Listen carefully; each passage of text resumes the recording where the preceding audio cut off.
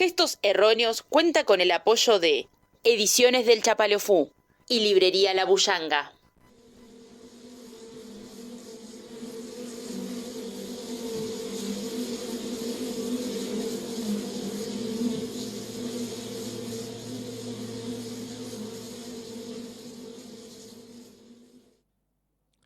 La casa. La casa es una sombra del vértigo que agita las manos de los moradores, de la espera, un único juguete, la máscara, delante del gato inexplicable, el ente que detiene las horas, la apacible inexistencia de la noche, del tiempo. Vive la multitud en uno. ¿A quién puede sorprender? El gato inmóvil que contempla la espera. Las sombras cubren el muro de la pequeña ausencia. No existe la multitud, no existe uno, solo las manos que se sumergen cada vez más en la sombra para beber con extraña avidez el cálido licor nocturno. ¿A quién puede sorprender la visita de la pequeña ausencia envuelta en su repetido vértigo? La única vigilia de la máscara que despierta a los ausentes, que detiene la hora del gato inexplicable, un rayo de luz, hace más profundas las sombras. La casa cesa de girar. La inmovilidad se arranca la máscara. Mi derecho vital a ser un monstruo. A las 5 me harté, pero a las 6 te vi. Apostaría todo a la transformación. La palabra bardo se me aparecía por las paredes sin revocar. Donde los muertos se divierten. Siempre es el miedo de ser nosotros lo que nos lleva delante del espejo. Ni sentiría vergüenza del error o del deseo, que a veces son lo mismo. Bienvenidos, bienvenidas, bienvenides a Gestos Erróneos.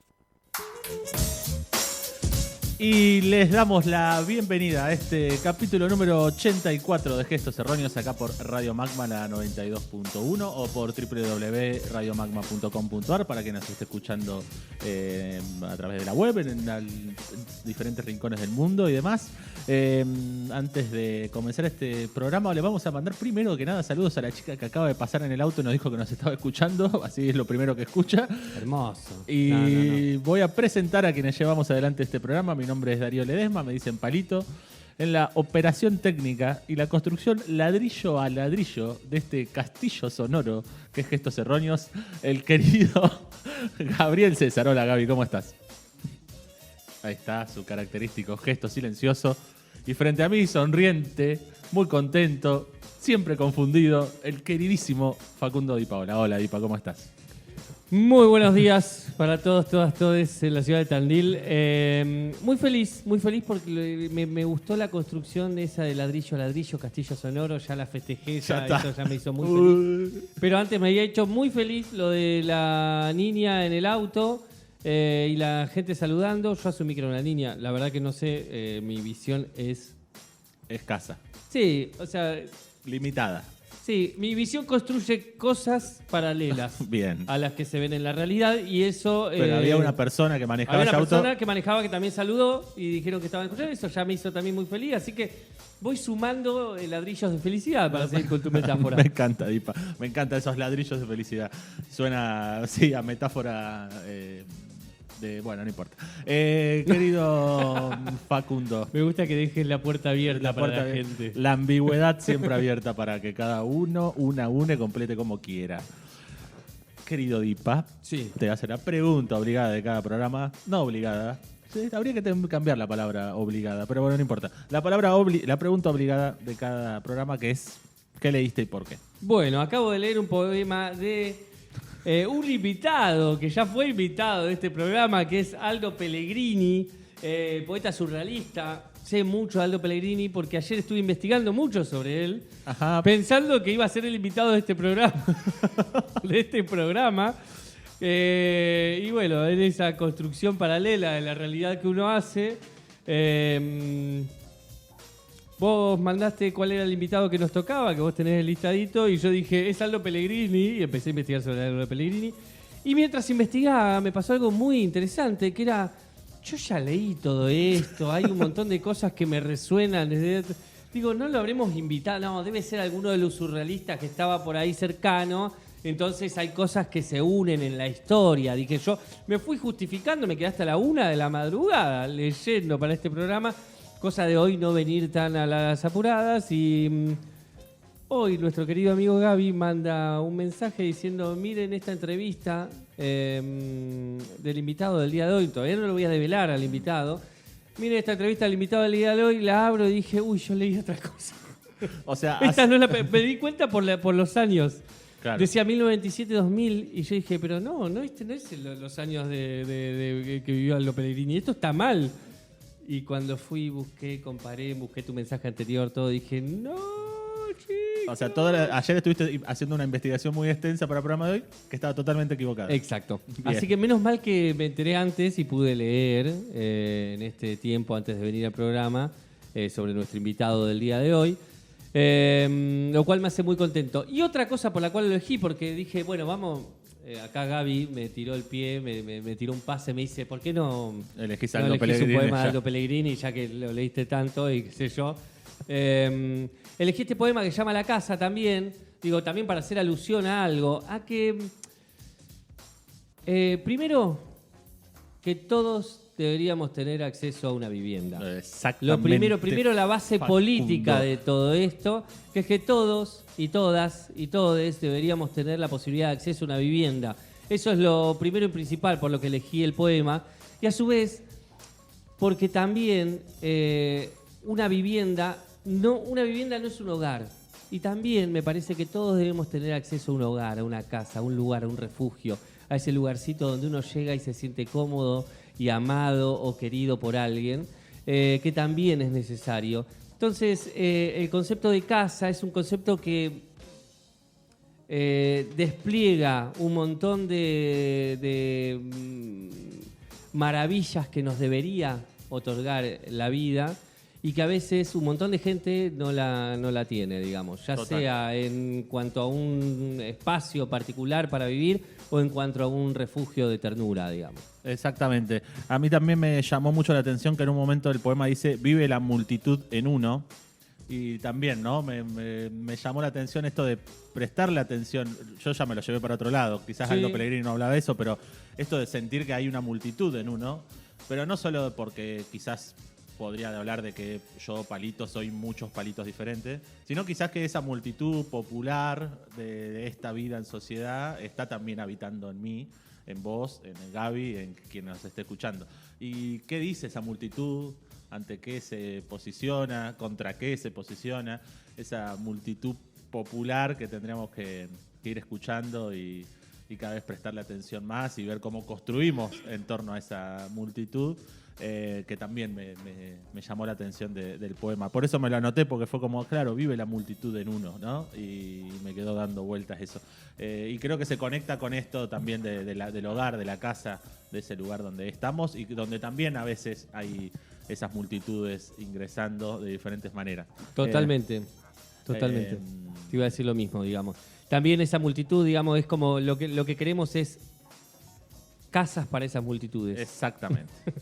Y digo, y esto también es una actividad de escucha, digamos. Las multitudes en uno es una actividad de escucha, de estar atento a lo que le sucede al otro y también si alguien necesita un refugio, ese refugio más amoroso, también poder otorgarlo, digamos. Sí, exactamente. A veces uno también es ese refugio para otras personas, ¿no? Exacto. Me encanta, Dipa. Vamos a ver cómo se comunican con nosotros. ¿Te parece? Por favor. Si alguien quiere hablar de si quiere conseguir una casa, cómo lo va a conseguir, qué podemos hacer para conseguirla, o hablar de qué está diciendo las multitudes, se pueden comunicar con nosotros a través de nuestro Podemos Instagram. pedirle a la gente que pasó en el auto que si nos está escuchando y nos quiere mandar un mensaje, que nos mande un mensaje para decirlos. quiénes son y Digo, claro, qué les ¿por qué pasa pasan por acá? con estos saludos y demás. Lo pueden hacer a nuestro Instagram, que es Gestos Erróneos. En nuestro link de la biografía de Instagram hay un montón de botoncitos que los lleva a escuchar todos los programas de Gestos Erróneos, que están alojados en Spotify. También, si quieren dejarnos un cafecito para colaborar económicamente con este programa, se pueden comunicar con la radio al teléfono 2494-640202. A nuestros teléfonos particulares, si nos conocen, a cualquiera de los tres, vamos a estar atentos al teléfono también. Y si no, también se pueden comunicar con nosotros a través de una carta. Escríbanos una carta. Una carta es un refugio. Una carta pequeñita. Sí, una cartita.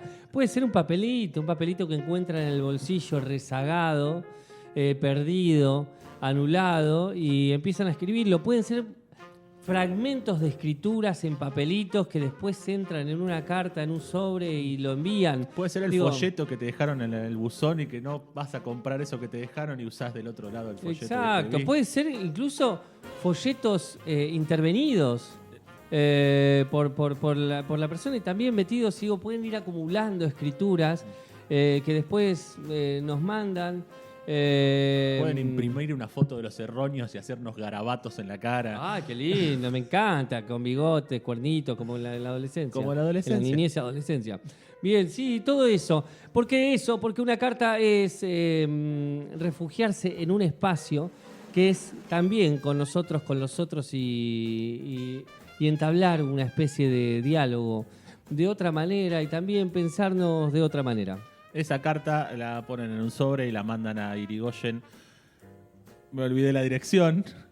882. Mirá cómo me olvidé de un programa a otro. A Irigoyen 882, a Radio Magma para el programa Radiar Gestos Erróneos. El código postal de Tandil es 7000. Esperaremos esas cartas.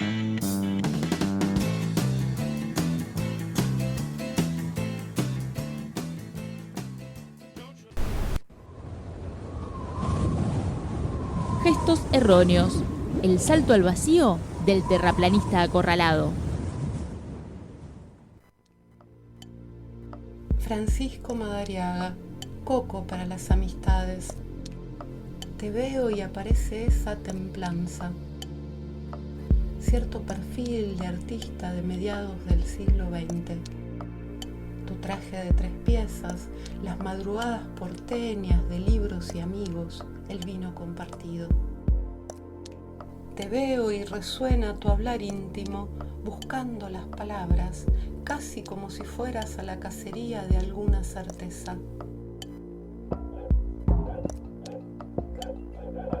Cuando leías tus poemas, resplandecías y nos llevabas más allá.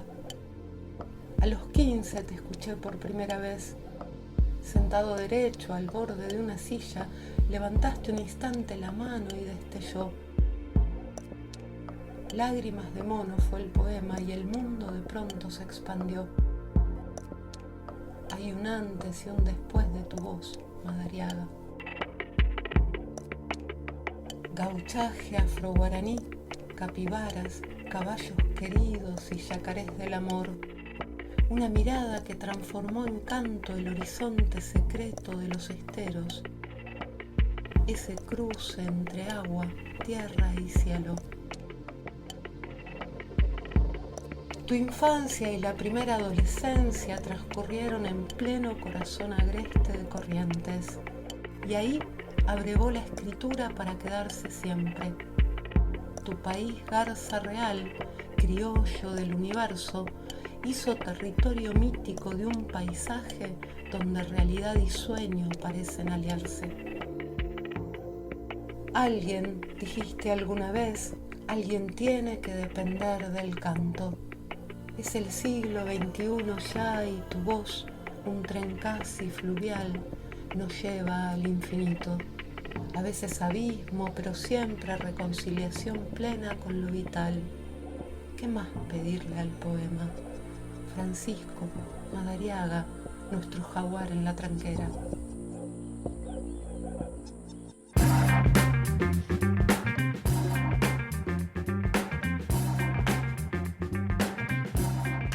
Muy bien, y acabamos de escuchar a Andy Nachon, también invitada a este programa, pero que no va a ser la invitada del día de hoy, sino Andy Nachon leyendo un poema a quien es el invitado de este programa, que es Francisco Madariaga.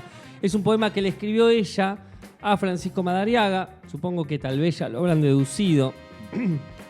Pero bueno, acabamos de escuchar este hermoso poema. Esto, si no recuerdo mal, se hizo en el Centro Cultural Kirchner. Sí, es una producción audiovisual del Centro Cultural Kirchner que dirige también Andy Nachon. Sí, y que le dedican todos los meses a un poeta. Sí, en este tiene diferentes audios de Francisco Madariaga. En el medio tiene esta presentación que nos parecía muy bueno que una invitada de este programa presente al invitado de hoy, a Francisco Madariaga. Me gusta mucho porque hay algo muy zarpado que en un momento dice: hay un antes y un después de tu voz, Francisco, dice ella. Y nos pasó que encontramos muchos poetas que lo empiezan a nombrar a Francisco Madariaga como algo importante en la escritura de cada una de ellas. Y nosotros no lo teníamos tan visualizado a Francisco Madariaga o tan conocido. Y es muy lindo esto con lo que cierra de que Francisco Madariaga, un jaguar llegando a la tranquera, que es uno de los nombres de los libros de Francisco. Y eso como mágico, ¿no? Del jaguar llegando a la tranquera. Así que nada, ese es nuestro invitado del día de hoy, Francisco Madariaga. Sí, hay algo de lo que sucede esto de que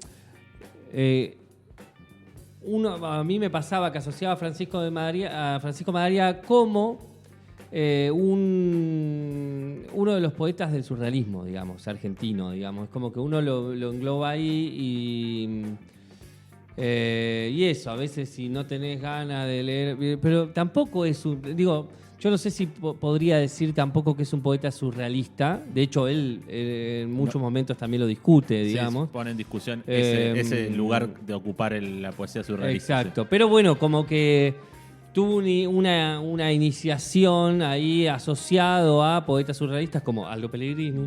Por algo yo hice la confusión, claro. Como Aldo Pellegrini, como Ginás, como varios otros, ahora no me sale ningún otro nombre, pero bueno, gran poeta que hemos descubierto. Yo lo descubrí, digamos, no lo había leído, y lo descubrí y estoy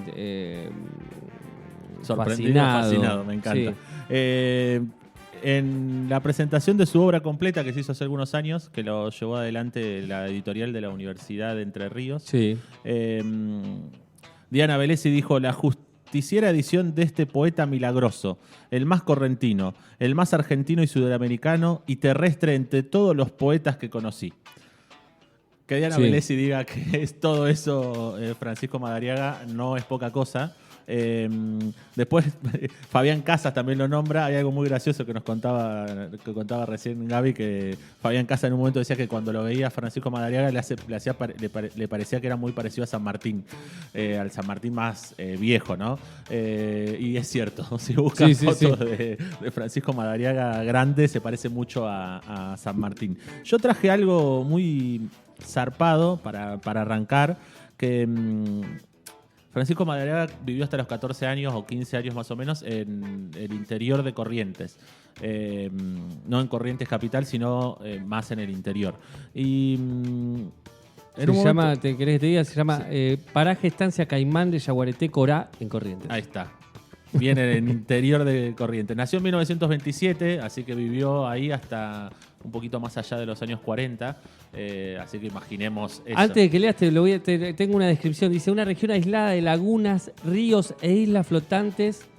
En este territorio alojado en su memoria, que es la construcción de gran parte de su poesía, ¿no? Sí, total.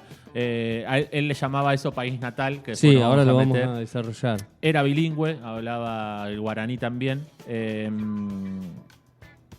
Y él dice en un momento: el origen estético lo mío está en la fisiografía, que quiere decir la ciencia que tiene por objeto la descripción de la Tierra y de los fenómenos localizados en ella. Dice: el origen estético de lo mío está en la fisiografía lujosa, bellísima de Corrientes, en sus mujeres primitivas y en sus gauchos más huraños.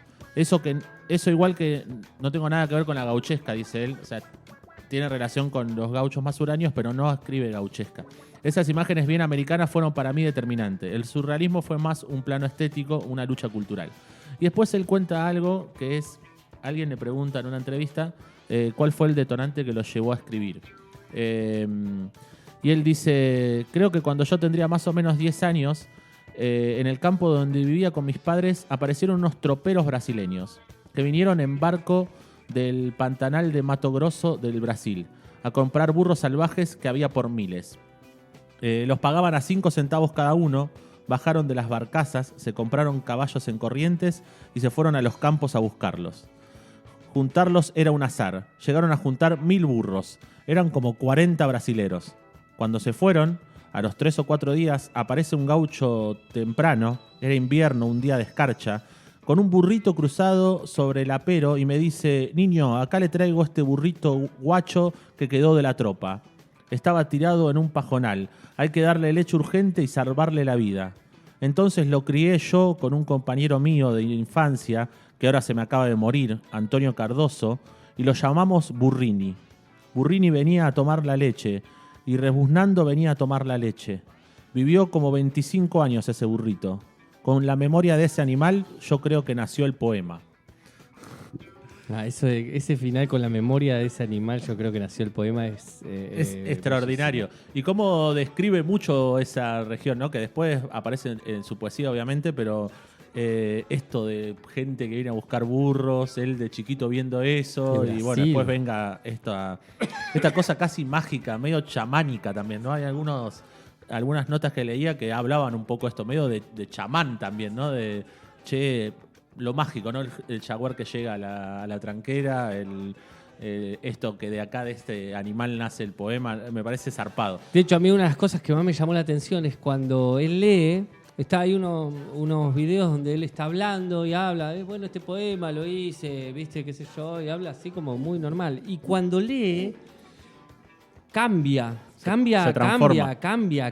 y es como, parece eso, viste, hablando de esta cosa media chamánica, es como si lo poseyera algo y después cambia de vuelta y así, digo, es como increíble.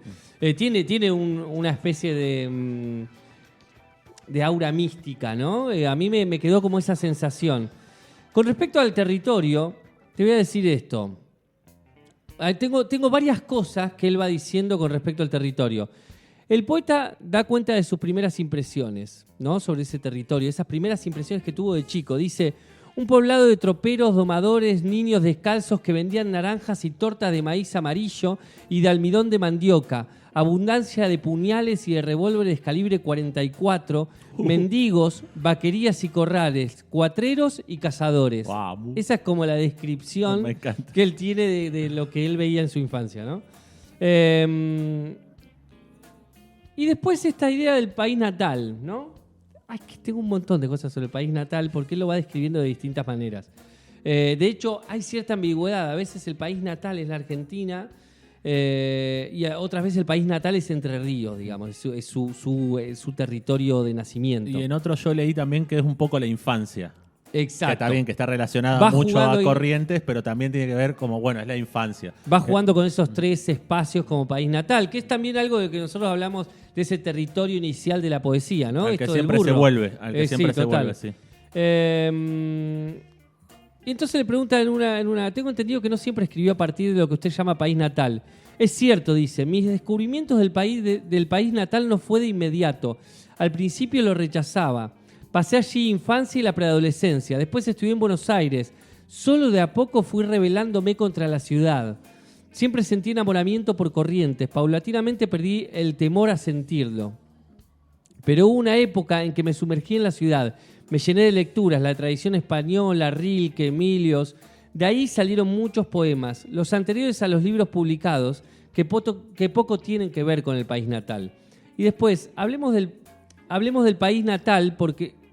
Sí, y después él aclara, hablemos del país natal porque no me gusta hablar de nación. Esto me parece formidable para pensar el concepto de nación en la política, en los libros de sociología y en la política, digamos. Bien. Hablemos de país natal porque no me gusta hablar de nación. El concepto de nación nos remite a un país abstracto, a una realidad administrativa. Claro.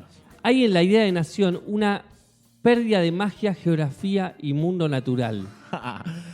Magia, Hermoso. geografía y mundo natural. Y es verdad que se pierde el concepto de nación, todo lo que es la geografía. Digo. Es verdad que es algo más administrativo. La nación es... Y vuelve como homogéneo todo, ¿no? Como... Exacto. Para mí, en este caso, el país natal es un pedazo de Corrientes. No toda Corrientes, un espacio de infancia. Ahí es donde ven que va del concepto de nación y país natal a este concepto de infancia y Corrientes y otra vez al concepto de Corrientes más amplio. Y de fuera de la ciudad, digamos. Para mí, en este caso, un pedazo de Corrientes, no toda Corrientes, es un espacio de infancia. Ahora no quiero hacer de esto una cosa exclusiva. Todo es país natal. También una ciudad, un barrio. Claro. A ese país natal yo le llevé 2 golpes. Un golpe de mar cuando conocí el mar uruguayo y un golpe de surrealismo cuando conocí la defensa de la poesía que hacía el surrealismo. Más allá de sus aciertos o desaciertos y más allá de sus personalidades. A ese país arcaico de mi infancia le llevé 2 golpes que fueron esos 2 golpes. Y creo que me sirvieron para penetrar ese país arcaico. Que quede claro, para terminar con eso del poeta Madariaga, el paisajista, el regionalista, el correntino. Para terminar con eso. Mirá, me encanta. Bien, se posiciona ahí de que no soy un poeta regional nada más. O regionalista. Pero me gusta esto. Claro, debe ser muy loco para un pibe que vivió toda su infancia en Corrientes, de repente ver el mar. ¿No? Sí. Debe ser descomunal. Y después lo mismo con el surrealismo, ¿no? Como, bueno, de repente ver el mundo de otra manera a partir del surrealismo. Hermoso, es como nombra que ese país natal, esas vivencias de infancia, ese pedazo de Corrientes, se mezcla con la playa uruguaya, con el mar uruguayo y con el surrealismo, y de ahí es su poesía, digamos. Es como hermoso lo que la conjunción. Genial, me encanta. Yo tengo algunas cosas que son como datitos así que me traje, que saqué de algunas entrevistas, un par de cosas. Te voy a decir los nombres de sus libros porque son maravillosos. Sí, son hermosos. Los libros que sacó son más o menos 19 libros, que después, bueno, como decíamos hoy, se compiló en uno solo. El primero es El Pequeño Patíbulo, después está Las Jaulas del Sol, El Delito Natal, Los Terrones de la Suerte, El Asaltante Veraniego, Tembladerales de Oro, Llegada de un Jaguar a la Tranquera, ese me encanta, Resplandor de mis Bárbaras, El Tren Casi Fluvial, País Garza Real, Aroma de Apariciones, Criollo del Universo y Solo contra Dios no hay veneno. Que me parece esa frase descomunal. Ese fue el último libro que escribió. Bueno, después Contra Degüellos, creo que se llama la compilación de toda su obra.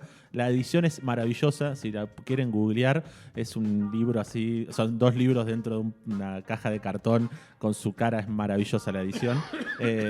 Y bueno, hay algunos videos de cómo fue la presentación de hoy lo escuchaba Fabián Casal, hacía una entrevista, ahora no me voy a acordar a quién, sobre Madariaga, y decía algo muy lindo el entrevistador, que era un fanático de Madariaga, que a su vez es politólogo, muy conocido, ahora no me sale el nombre. Y él decía algo que dice, yo tengo ese libro, pero es un libro poco trasladable. Entonces me fui comprando todos los libros que encontraba en la calle, chiquititos de Madariaga, para poder ir leyéndolo en cualquier lado. Porque ese libro no me lo puedo cargar en una mochila. Claro, muy bueno. Sí. Y después yo escuché una pequeña entrevista que da en Concordia, en Entre Ríos, y le van haciendo algunas preguntas. La persona que lo entrevista algunas cosas no sabe, entonces le erra medio en las preguntas, pero él se lo toma con mucha gracia. Bueno, él dice esto, bueno, me crié entre gauchos muy primitivos en Corrientes, es bilingüe, a los 14 años se fue a Buenos Aires. Dice, escribí mi primer poema en la estación de trenes de Concordia, le dice, acá, le dice. Yo, ahí le comenta que él no volvió, esto es en 1998, la entrevista, dice, yo hace 30 años que no vengo acá, pero acá escribí mi primer poema en la estación de trenes, desde el camarote del tren, viendo la estatua de Venus. Dice, después cuenta que le piden una anécdota con Oliverio Girondo y él dice que lo conoció en la calle Florida en 1954, que se lo presentó Julio Ginás, escritor surrealista, padre de Mariano Ginás, director de cine, y de Verónica Ginás, actriz, y le dice... Y que Girondo lo miró y le dijo, ¿qué cara de comisario de campaña tiene usted, compañero? Me pareció como muy gracioso que le diga eso. Y después dice un par de cosas como que la poesía viene a salvar el amor, el motor que moviliza a todo hombre. Tal vez el punto oscuro e indefinible de la poesía sea la tentativa de la búsqueda del amor. Después en otra entrevista habla un poco de no definir la poesía, que le cuesta un poco, lo voy a comentar después. Pero después me gustó mucho algo muy gracioso que pasa en la entrevista, que él dice que nunca tuvo disciplina de escritor, que no se sienta a escribir, pero sí que toma apuntes, como los apuntes de los dibujantes, los pintores, toma muchos apuntes. Y ahí le dice, el viernes en el Flechabús escribí 3 poemas, ¿no? Como en el viaje en el colectivo escribió 3 poemas. Y cuando está terminando la entrevista le piden que lea un poema, él se lamenta como diciendo, che, no tengo ningún libro, y se empieza a revisar el saco. Empieza a revisar el saco y empieza a sacar papelitos. Y en un momento dice, le voy a leer este poema que escribí en el Flechabús el viernes 5 de octubre y lee un poema que saca de un papelito del bolsillo. Me parece un gesto tan, ¿cómo decirlo?, auténtico, sin nada sorprendente, como bueno, no, voy a buscar mi libro, voy a leerte algo que ya corregí. No, saco el papelito y te leo el poema que le escribí el viernes en el colectivo. Me pareció un gesto maravilloso. Hermoso. Además, verlo revisando los bolsillitos, sacando las hojas, fue hermoso. Me parecía que eran un par de datos que ayudaban a construir el personaje de Francisco Madariaga. Sí, bien, tengo algunas cositas sobre el surrealismo, pero antes te quería leer otras cositas más que encontré de lo que dijo Diana Velesi sobre Madariaga, porque me parece que describe también una mirada que hay de la poesía en general, porque después hay una entrevista que le hace Daniel Feidenberg a Madariaga, donde también habla de distintos poetas que no tienen nada, que dice, estos poetas no tienen nada que ver con usted, pero sin embargo consideran que usted es uno de los mejores poetas que han leído, ¿no? Y así hay como hay un gran abanico de poetas y escritores que consideran a Madariaga como uno de los mejores poetas no ya solo de la Argentina, sino de los que han leído en el mundo, ¿no? Diana Velesi sostuvo que Madariaga es un poeta tremendo, dice. Lo sé personalmente y lo sé cuando leo sus poemas a las jóvenes generaciones. No pueden desprenderse de él, de su pasión sudamericana, su naturaleza correntina y el largo zapucay de su música sin fin. Oro revuelto, miren cómo describe acá. Oro revuelto en rojo y negro es Madariaga, como lo es nuestra historia.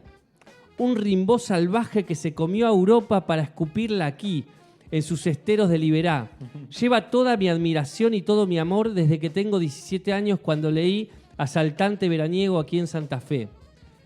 Y Velesi después termina diciendo, a modo de homenaje, ¿qué otra cosa más que la voz ciega y lúcida de la poesía que no quiere nada más que sus versos? Ninguna explicación, ningún dar cuenta de nada. Madariaga, como vos querías.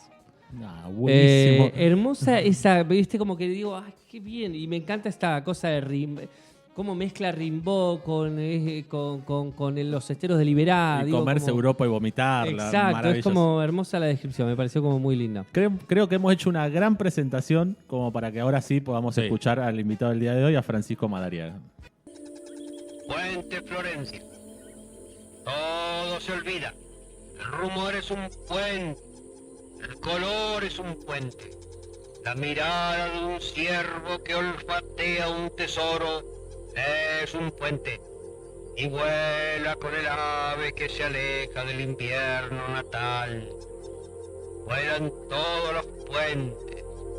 Las comunicaciones estallan en fuego y transparencia. Solo nos queda el puente del olor del infinito, la pasarela para el tigre de los sueños.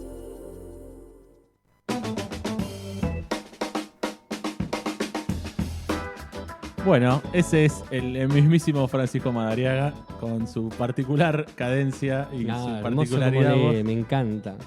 Sí, es tremendo, es descomunal. Hay muchas grabaciones, búsquenlo. No quería dejar pasar, por ejemplo, en el canal de YouTube de Pedro Mayral, que fue invitado a ese programa, ahí subido, invitaron a Francisco Madariaga a un taller de literatura en el año 1992, y él ahí va leyendo sus poemas y después explicando un poco de qué habla cada uno de sus poemas. Hermoso eso, cómo explica todo. Total. Y hay algunas grabaciones más, pero además hay algo muy particular que encontró Gaby, que en el año 97 Francisco Madariaga grabó un cassette de manera muy precaria con canciones criollas y camperas de Carlos Gardel. Sí. El cassette tenía escrito un título que decía Carlos Gardel grabó Don Francisco en enero de 1997 para Don Julio, que se refería al poeta santiagueño Julio Salgado, que fue discípulo y amigo de Madariaga. O sea, le grabó un cassette donde cantaba canciones de Gardel. Nada. Sí, me parece muy particular. Un datazo. Voy a contarte, en una entrevista le preguntan qué lo mueve a él a escribir o qué lo mueve a hacer lo que hace. Y él dice, ¿qué es lo que me mueve? Cuando joven, cuando mi primera juventud, porque yo creo en todas las juventudes, creo más en aquello de Saupault, el surrealista, cuando se es joven se lo es para toda la vida, decía en un verso.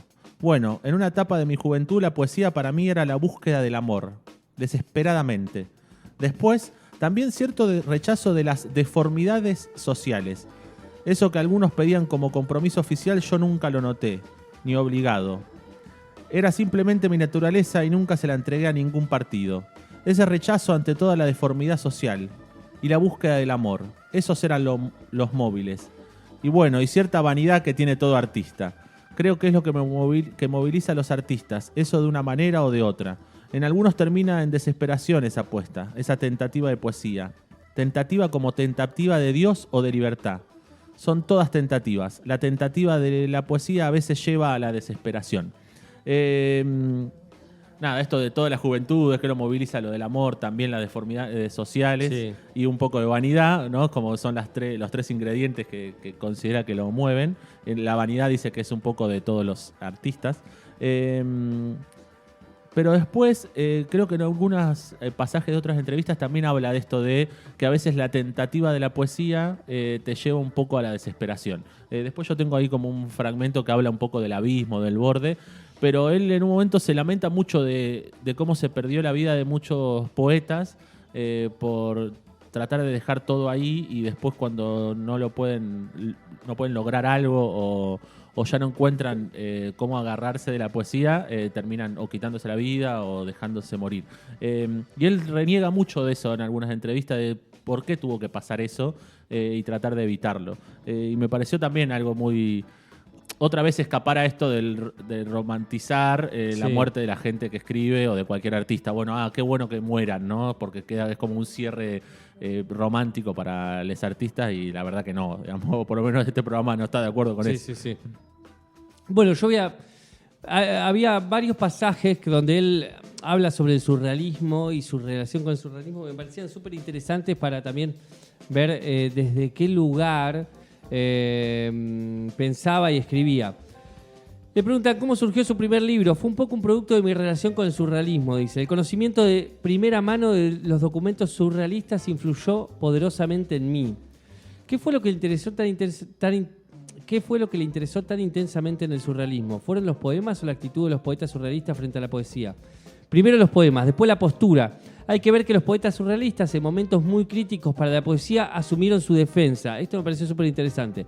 Esto me recuerda a la actitud que tuvo Shelley en su defensa de la poesía. Los surrealistas defendieron la poesía con mayor conciencia y coherencia que otros grupos anteriores de vanguardia.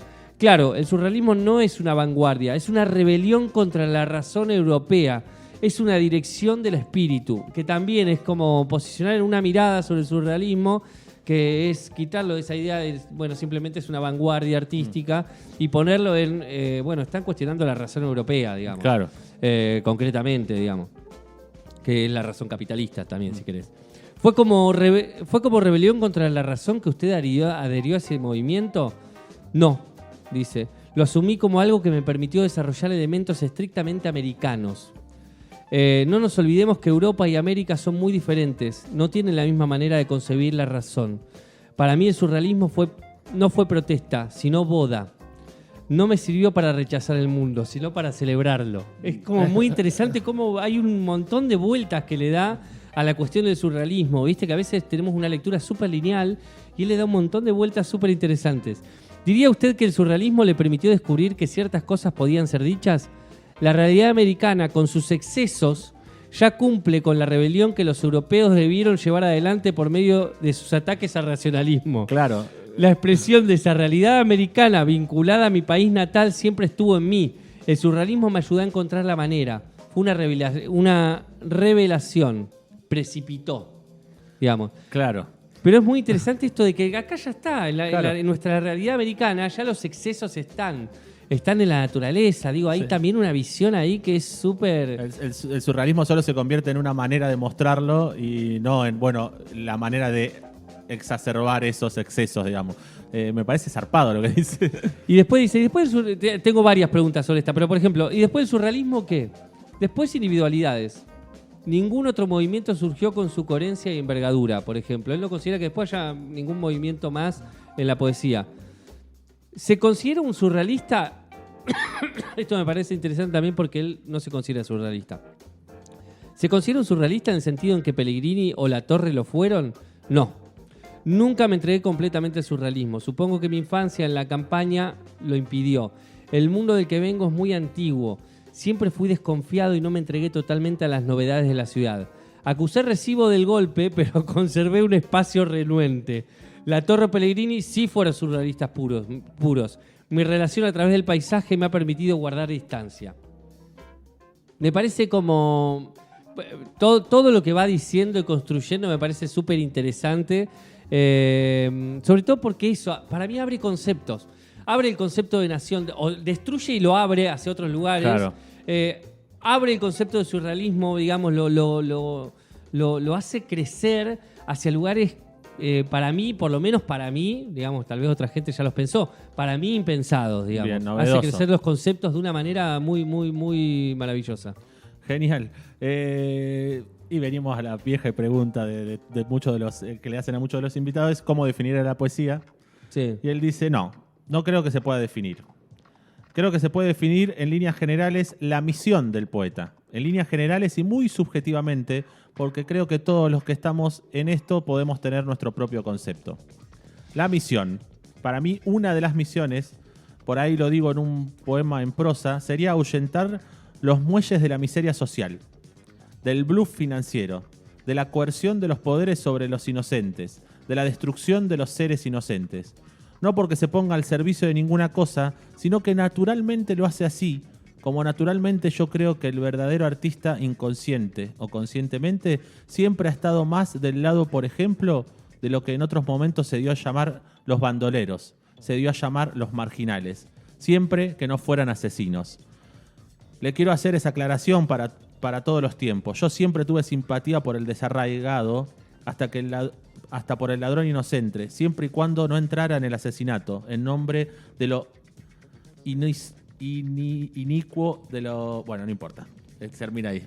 Me perdí, además. Pero esto, como él considera que consciente e inconscientemente, naturalmente el artista se acerca al desarraigo, al desarraigado, y por eso cree que esa es la misión un poco de la poesía, ¿no? Defender eso y ponerse en contra de la miseria social, la coerción de los poderes, la destrucción de los seres inocentes.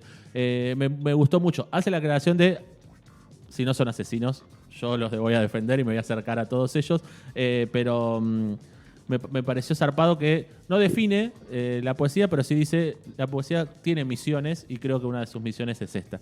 Me pareció también zarpado porque no se enroscó en decir, bueno, ¿cuál es la esencia de la poesía? ¿Cómo se define? Sí. Que siempre muchos de los invitados intentan hacer esa definición. Él no. Dice, bueno, yo voy a explicar cuál es la misión de la poesía. Bien. Bueno, ya siguiendo con esto y ya para terminar, una de las cosas que también me llamó mucho la atención de Pellegrini es que el chabón citaba, así como, pero citaba citas perfectas, así como recordaba. En un momento cita, por ejemplo, una editorial de Aldo Pellegrini, ya no me acuerdo, una revista que dirigió Aldo Pellegrini. Dice, la primera revista tenía una editorial escrita por Aldo que decía, y cita un párrafo entero, digo, es como así. Sí, fíjate que vos lo leíste hoy y ya te olvidaste cuál era la revista. No, claro, total, y él te citaba la revista, el año. Citaba de manera perfecta. Después, ahí en otro momento también cita otra revista, y ya tampoco me acuerdo de quién y qué sé yo, pero dice y en la editorial de la primera revista que salió en el año 1945, dice tal cosa sobre la poesía, ¿viste? Y en un momento, y también es muy interesante porque, digo, la cita siempre es utilizar la palabra del otro como algo que nosotros sentimos propio, digamos. Sí, total. Y él en un momento, en una entrevista, le preguntan qué lecturas recuerda como importantes en su formación. Y hace una lista de 40 poetas más o menos.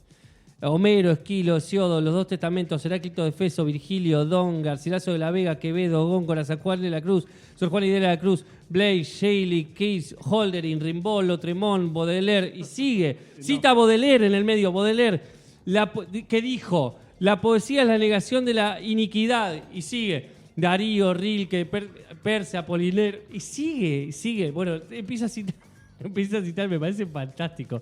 Todo el Houston, José Hernández, Juan L. Ortiz, Girondo. La catarata de nombres que tira. Tira una catarata de nombres y después le dice, es una compañía variada, le dice el entrevistador. Y con esto nos vamos. Él antes había dicho que el único poeta inglés que él consideraba muy bueno era Dylan Thomas, y cita a Dylan Thomas y dice, sí, es una compañía variada, sí. Pero como dijo Dylan Thomas, después de todo, ¿qué importa lo que es la poesía? Todo lo que importa es el eterno movimiento que hay detrás de ella, la vasta corriente del sufrimiento humano, la locura, la pretensión, la exaltación o la ignorancia, por muy elevada que sea la intención del poema. Es por decir lo que a este canto doy mi voz. Soy nacido en Buenos Aires. Hay cuentas que son imposibles de hacer. Por ejemplo, ¿cuántos patis te comiste de bajón todas esas madrugadas infinitas en la plaza de Costi mientras el bondi no venía?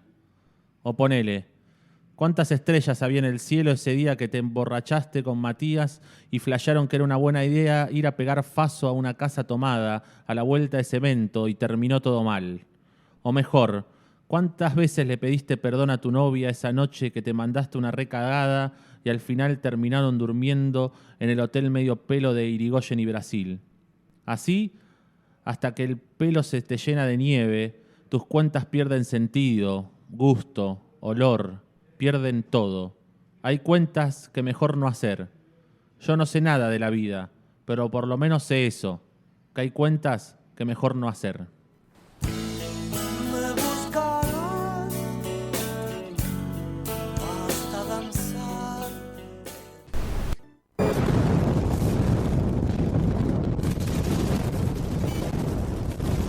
Gestos erróneos. Una trinchera literaria contra los operadores del olvido.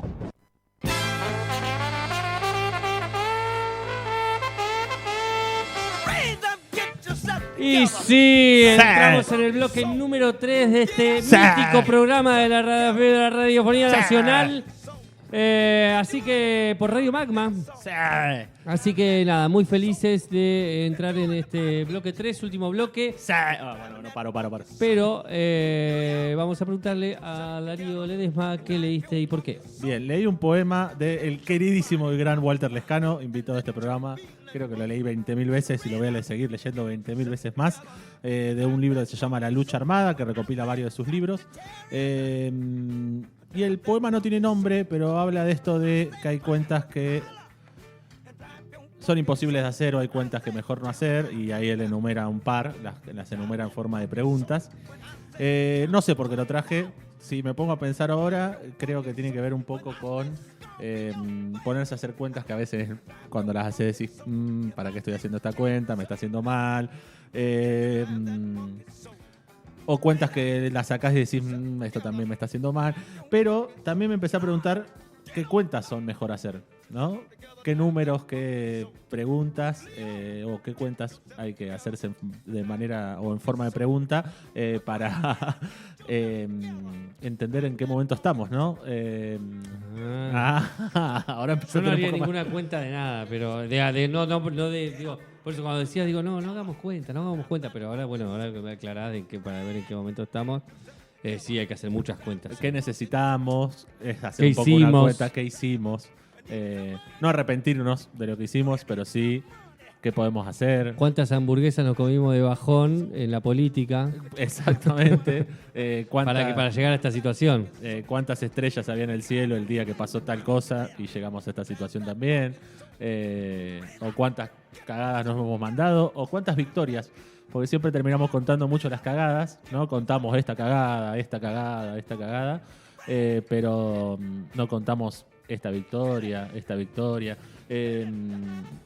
Yo el otro día lo escuchaba a un amigo que decía esta idea de que nos logran que no podamos visualizar las cosas que hacemos bien o nuestras victorias, ya hablando en el terreno de la política, pero sí sociabilizan las culpas, ¿no? Como bueno, de esta situación somos culpables todos, todas, todes. Sí. Ahora, las victorias, ¿dónde están? Y esas hay que contarlas también, porque si no es todo desesperanza, todo es un bajón.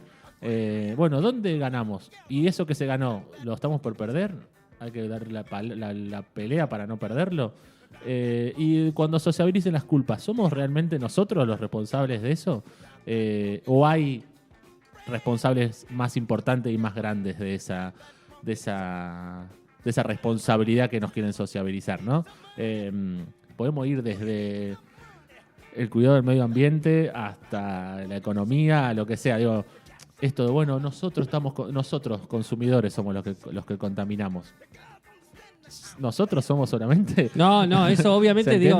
Lo pongo como primer ejemplo. Pero claro, hay algo de que la modernidad capitalista también se dedicó esto es como también es hablado por un montón de filósofos contemporáneos, se dedicó a culpar de las grandes atrocidades de la humanidad, como por ejemplo el cambio climático y la contaminación ambiental, a generar culpas individuales para que cada uno haga no voy a reciclar, voy a esto, voy a tratar de y eso hacer invisibiliza a los responsables, claro, realmente. Y en realidad están tapando que la contaminación que genera una empresa como Coca-Cola o como un montón de empresas químicas y así, digamos. Hay algo, ahí hay un trabajito hecho bastante grande que para que no sé, digo, el mismo trabajito que antes hacía el catolicismo, ahora lo hacen los medios de comunicación. Sí, total. Y así con un montón de cosas más. Digo, ahora frenamos ahí, pero bueno, no sé, la educación es responsable de que un pibe vaya y robe y no que ese pibe no tiene las posibilidades para desarrollarse de una manera mejor en la sociedad y tengan más posibilidades, y que esa educación pública en realidad es la que va probablemente a darle más posibilidades. Y ahí, ¿no? Como, bueno, responsabilicémonos todos para invisibilizar las grandes responsabilidades. Esa cuenta me parece que es una cuenta que hay que hacer. Otras cuentas quizás no hay que hacerlas, pero esta me parece que es... Lo mismo que lo que pasa continuamente de echar la culpa a la política, ¿no? Sí, obvio. Digamos, la política no tiene la culpa de nada. En todo caso... echar la culpa a la gestión del Estado, digamos. Sí, ni siquiera, digamos, porque bueno, la gestión del Estado puede ser bastante nefasta, pero también hay un montón de servicios de grandes conglomerados económicos mundiales que están generando movimientos en el dinero global que hacen que también pasen un montón de cosas Sí, de las que ni siquiera los gobiernos pueden manejar, total. digamos. Entonces siempre hay como... Entonces le echar la culpa a la política y le echar la culpa al Estado. No es el Estado tampoco. Ni sí, la digo política. esto de la idea de que siempre la política para muchas personas o para el sentido común es quien maneja el Estado y claro. punto, digamos, ¿no? Como, y no la discusión Y no esta charla, digamos. discusión que estamos teniendo ahora Claro. de qué cuenta hay que hacer y por qué, digamos. A eso me refería más ese puente directo entre que la política es eso nada más, Sí. la gestión del Estado y no un montón se de reduce cosas la más. política a eso y no la discusión en la calle, a la charla, esto, al hablar de política. Sí, a discutirlo. Ujú. Y a no estar de acuerdo y ver en qué punto estamos de acuerdo y en cuáles no, y bueno, discutirlo. Total. Sin gritarnos y decir, porque vos, bueno, no importa. Hagamos ciertas cuentas que son necesarias, por eso traje el poema. Bueno, buenísimo. Genial. ¿Te parece que vayamos a los saludos? Vamos a los saludos. Vamos a saludar un saludo a Ediciones del Chapaleofú en el año de su aniversario número 27. Se trata de una de las muy pocas de la región que se encuentra registrada en la Cámara Argentina del Libro. Como hemos señalado, está siempre a tu disposición para consultas sobre tus futuros libros, trabajo de edición, corrección y demás. La consigna de Ediciones del Chapalefú es más libros para ser más libres. Animate a publicar. Por otra parte, citando a Gestos Erróneos, este mítico programa de la Radiofonía Nacional, tendrás importantes descuentos en los libros de tu interés, la mayoría relacionados con los principales temas históricos de la ciudad, incluyendo temas bien populares como deporte, fiestas bailables, carnavales antiguos y afines.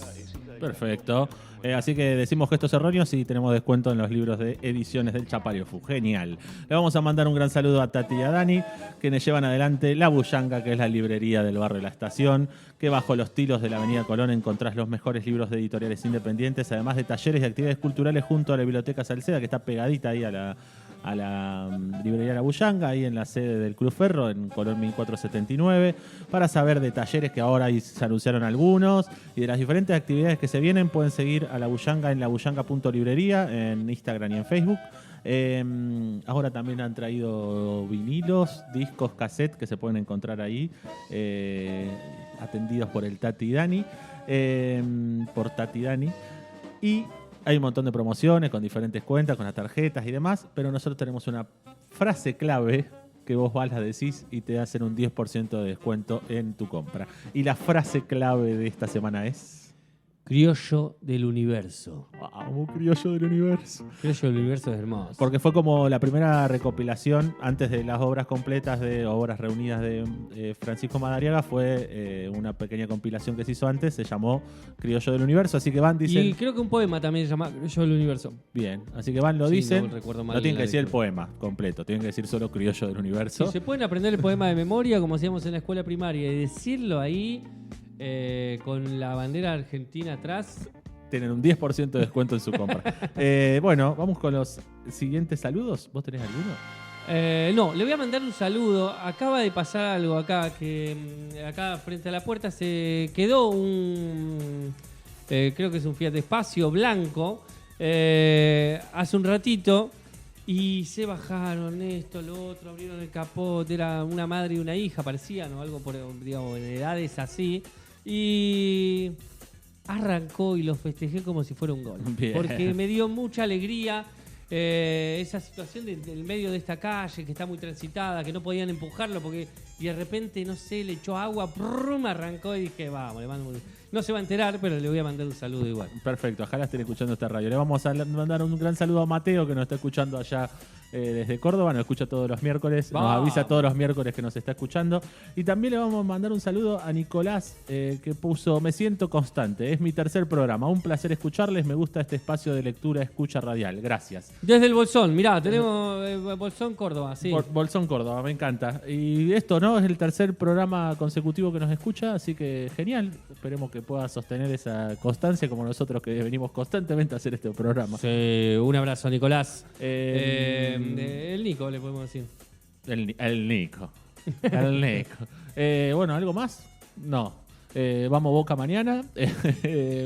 Vamos Boca el domingo también. Y nos vamos a encontrar el miércoles que viene. ¿Algo para decir? No, iba a ser un grito pero no. Bueno, este programa fue llevado adelante por Facundo Di Paola, Darío Ledesma mi nombre, en la operación técnica y selección musical Gabriel César. Quédense que allá arranca Mi Mundo Redondo. Y nos vamos como siempre escuchando al invitado del día de hoy, a Francisco Madariaga. Tembladerales de oro.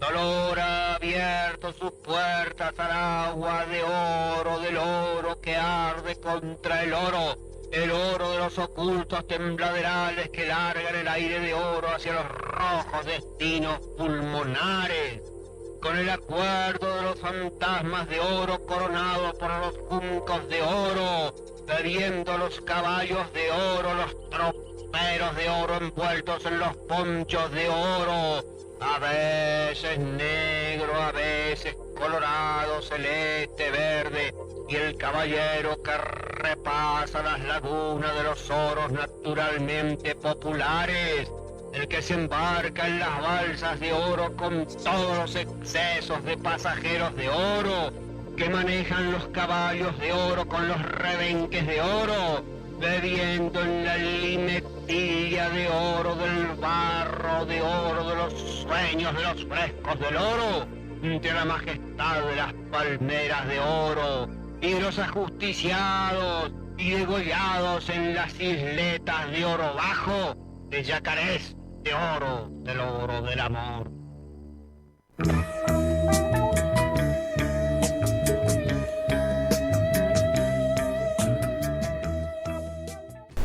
Gestos Erróneos cuenta con el apoyo de Ediciones del Chapaleofú y Librería La Bullanga.